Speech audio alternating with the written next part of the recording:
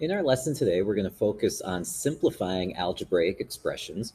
And before we look at algebraic expressions, we need to talk about similar terms. Okay, a term can be a number, it can be a variable, or it can be numbers and variables combined by multiplication or division.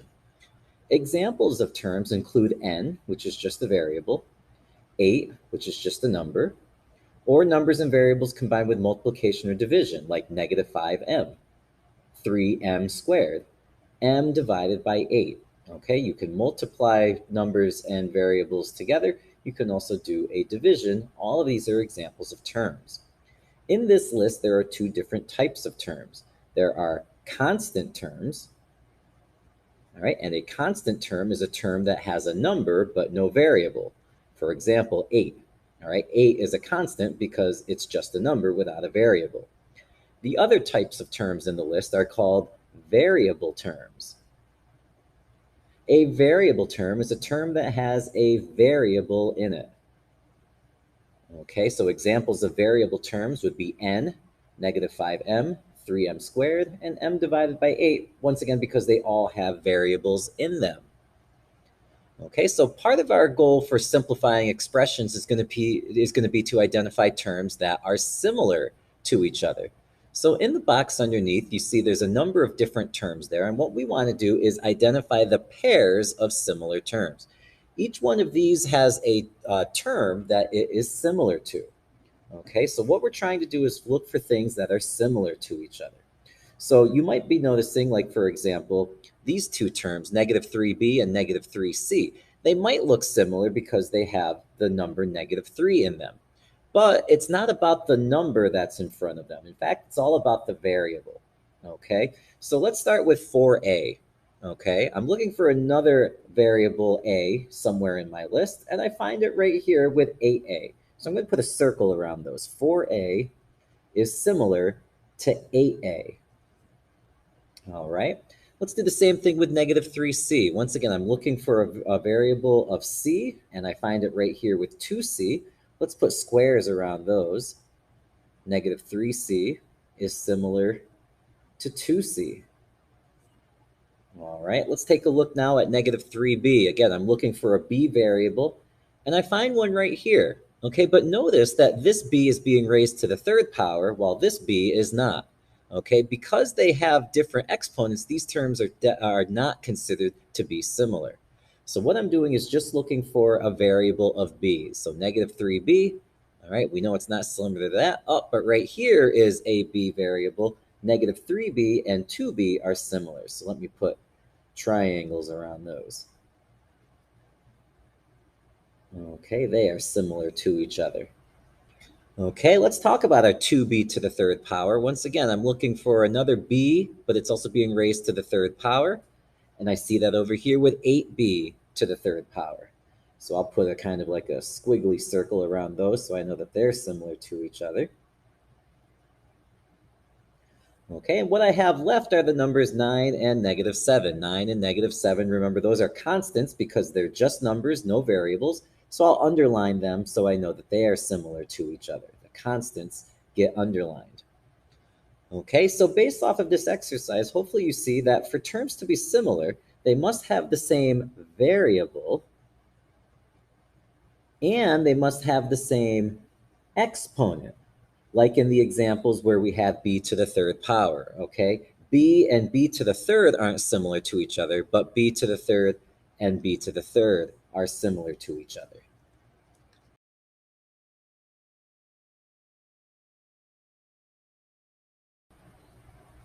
So now that we understand what similar terms are, let's look at the parts of terms and then practice at the bottom finding terms that are similar to each other.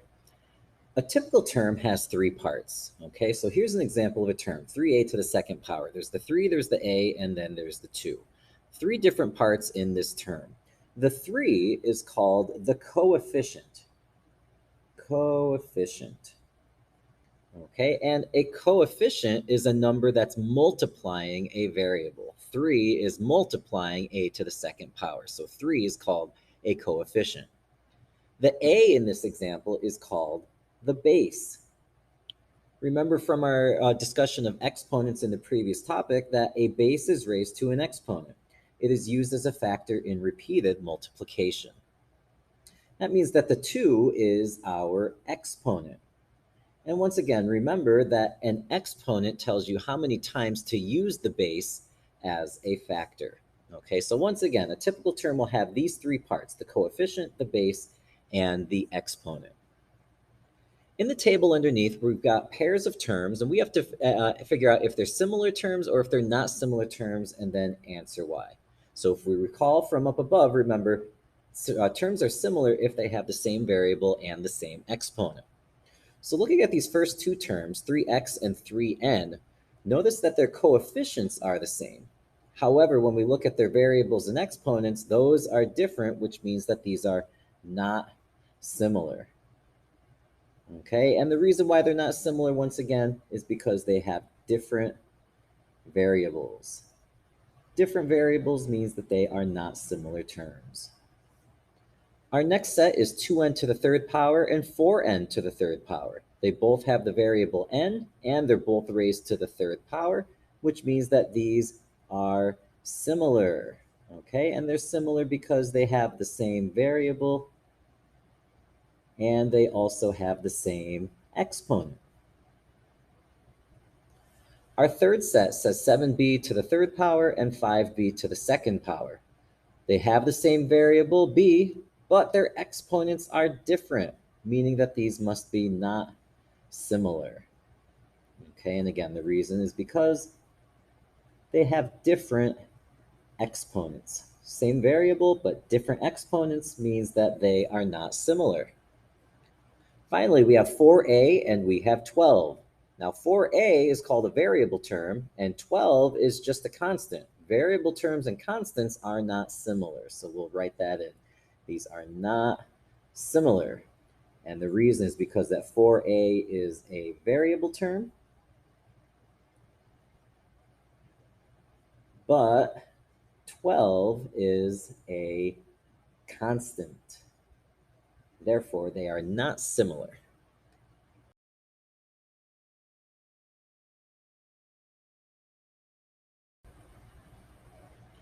In examples 1 and 2 at the top, what we're going to do for each expression is to identify the coefficients, the constants, and then tell how many terms are in that expression.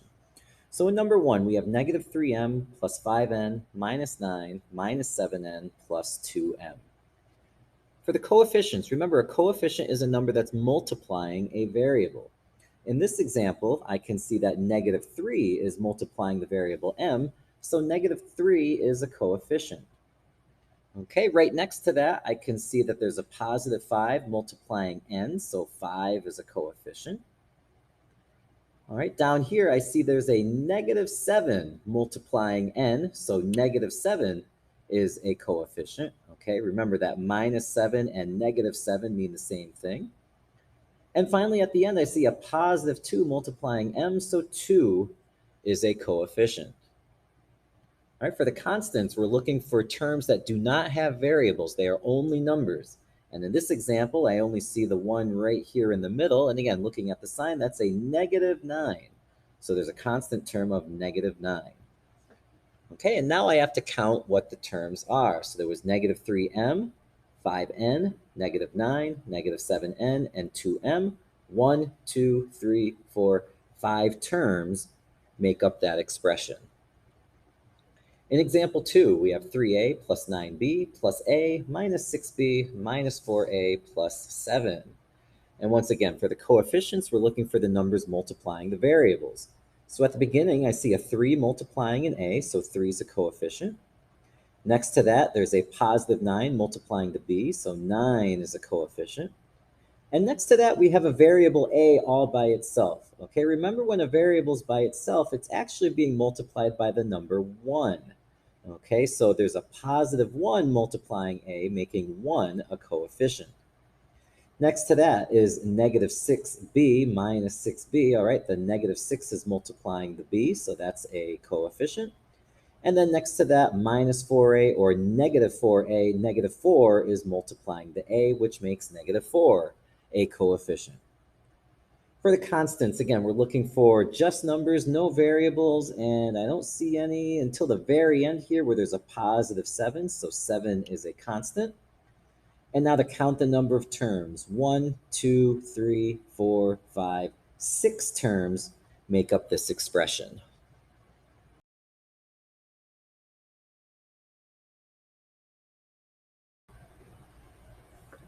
Now that we understand similar terms, we're going to look at simplifying algebraic expressions.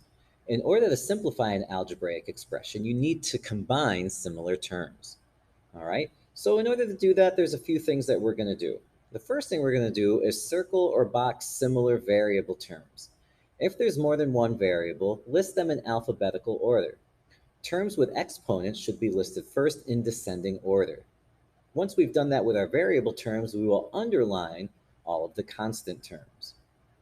After that, we're going to rearrange the terms using the commutative property with the variable terms going first. Then we're going to combine the like terms and we're going to write in standard form, which means we're going to alphabetize the variables and place the constants at the end. Once again, remember that terms with exponents are listed first in descending order. So let's practice simplifying some algebraic terms. In question 1, it says 4 plus 2m plus m plus 9 plus 9m. We want to simplify this algebraic expression by combining similar terms. So we're going to start by circling our similar variable terms. All of these have variables of m in them, so we're going to circle them, and don't forget to include the symbol that's next to them. So that's a positive 2m, that's a positive m, and that's a positive 9m. Those are all terms that are similar to each other. Now we're going to underline the constant terms. We have a positive 4 and we have a positive 9. Now we're going to rearrange using the commutative property. The variable terms are going first. So we're going to start off with 2m plus m plus 9m. And now our constants, plus 4 plus 9. Now we can combine the terms that are similar to each other. So we'll start with 2m plus m. Remember that when a variable is by itself, there's really an invisible 1 there. So this is 2m plus 1m, which is 3m. And just bring everything else down to the next row. Okay, we still have variable terms that we can combine. 3m plus 9m. That's going to give us 12m plus 4 plus 9. Okay. Now, I can't combine 12m with 4 because that's a variable term and 4 is a constant, but I do have two constants that I can combine. 4 plus 9 equals 13. So I'm going to have 12m plus 13. And again, I can't combine these because a variable term and a constant are not similar. So this is the simplified algebraic expression, 12m plus 13. In example 3, we have negative 6a minus 9 minus 3b minus 2a minus 7b. Notice in this example that all of the terms are negative, and also notice that we have two different variable terms. We have a terms and we have b terms. So what I'm going to do is circle my similar a terms. So I have negative 6a and negative 2a.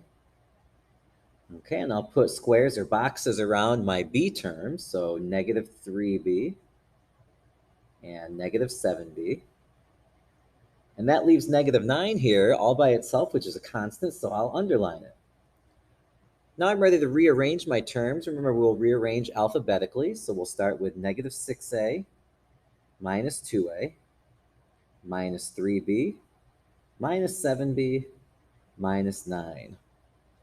All right, and now we can combine our similar terms. So I'll start with my a terms. Negative 6a minus 2a, or negative 6a and negative 2a, they're the same sign, so I'm going to add them together. That's going to give me negative 8a. And just bring everything else down. Okay, I still have b terms here that I can combine, so that's the next thing I'm going to do. So I'll bring down my negative 8a. And now I have negative 3b minus 7b, or negative 3b and negative 7b. Again, same sign, so I'll add those together. That's going to give me negative 10b. So I'm going to write minus 10b, and now I'm going to bring down the minus 9. All right, I have an a term, I have a b term, and I have a constant. None of these are similar, so that is the simplified algebraic expression. Looking at number 4, negative 18 plus 3a minus 3c plus 7c minus 8a plus 4. So again, I can see I've got two different variable terms, so I'll start by circling my similar a terms, positive 3a and negative 8a. I'll put boxes around my c terms, negative 3c and positive 7c. And I'll underline my constants, negative 18 and positive 4. Now when we rearrange, a terms will go first, so we have a positive 3a minus 8a. Now the c terms, minus 3c plus 7c. And the constants, negative 18, so I'll write minus 18 plus 4. All right, when we combine our similar terms with the a terms, we have 3a minus 8a, or 3a and negative 8a. This is positive, this is negative. The signs are different, so I'm going to do a subtraction, and I have to keep the sign of the number with the bigger absolute value. So 3a minus 8a is going to be negative 5a, right? 8 minus 3 is 5. Negative because negative 8a has the bigger absolute value. And bring everything else down. Minus 3c plus 7c minus 18 plus 4. Now I'll combine the similar c terms here, negative 3c and positive 7c. Again, they're different signs, so I've got to subtract. All right, so I'm going to have my negative 5a. 7c minus 3c is 4c. And it has to be positive because positive 7c has the bigger absolute value. So I'll write plus 4c. And bring down minus 18 plus 4. The last thing I'm going to do is combine my constants. So I'll bring down the minus 5a, the negative 5a plus 4c. Negative 18 plus 4, different signs, so we'll subtract. 18 minus 4 is 14. And it's going to have to be negative because negative 18 has the bigger absolute value. So our simplified expression is negative 5a plus 4c minus 14.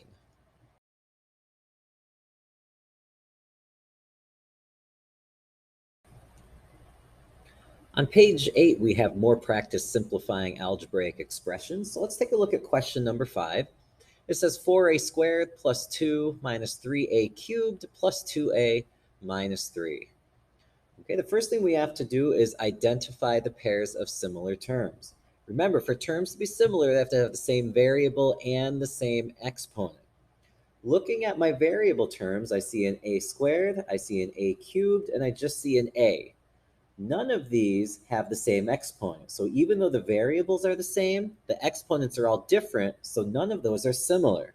So I'll put a circle around 4a squared, I'll put a box around negative 3a cubed, and I'll do a little squiggly circle around 2a. Okay, so they're all different types of terms. So the only similar terms I have here are actually my constants of positive 2 and negative 3. So when I go ahead and rearrange my terms, remember that when there's terms with exponents, we put the term with the highest exponent first, which in this case is going to be negative 3a cubed. Negative 3a cubed. And then the next highest exponent was 4a squared. It's positive, so plus 4a squared. Then I have my plus 2a. And that's all my variable terms. So now I'll put my constants, plus 2 minus 3. And again, none of these variable terms are similar because they have different exponents, so I only have to combine my constants of 2 minus 3. So we're going to have negative 3a cubed plus 4a squared plus 2a. And now these are different signs, positive 2 and negative 3, so we'll subtract. 3 minus 2 is 1. And it's going to end up being negative because negative 3 has the bigger absolute value. And now this expression is in simplest terms. Question number 8, we have negative 12ab plus 4a minus 9b plus 3a minus 8b. 8ab, I should say, at the end there. So notice that we have a terms, we have b terms, and we have ab terms. So again, we're looking for terms that are going to be similar to each other. I see a positive 4a and a positive 3a that are similar to each other. I see my AB terms, they're similar to each other, so I'll put boxes around those, negative 12AB and negative 8AB. And nothing is similar to negative 9B b, so that's all by itself. Okay, so let's go ahead and rearrange. I'll start with my a terms, 4a plus 3a. Before I do my b term, I'll do my ab term, since there is an a in it, minus 12ab minus 8ab. And then my b term by itself, minus 9b, will go at the end. Combining similar terms, I've got 4a plus 3a. That makes 7a. Minus 12ab minus 8ab minus 9b. Now I'll combine my AB terms, negative 12AB minus 8AB, or negative 12AB and negative 8AB. They're the same sign, so we'll add them together. So we're going to have 7A, and then this becomes negative 20AB, so minus 20AB, and bring down minus 9B. And now this is in simplest form. A's are different than AB's, and both of those are different than just B's. So your simplified expression is 7a minus 20ab minus 9b.